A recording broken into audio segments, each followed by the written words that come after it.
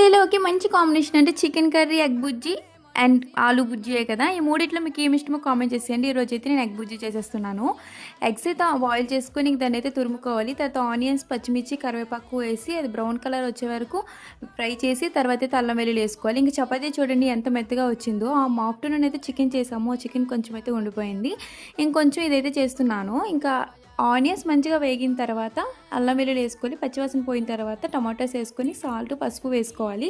ఆ మెత్తగా ఉడికిన తర్వాత అందులోకి మన టేస్ట్ సరిపోయేంత కారం, గరం మసాలాలు ఏముంటే అవి వేసుకోండి. అలానే ఎక్కువ వేసేసుకోకుండా టేస్ట్ సరిపడైతే వేసుకోండి.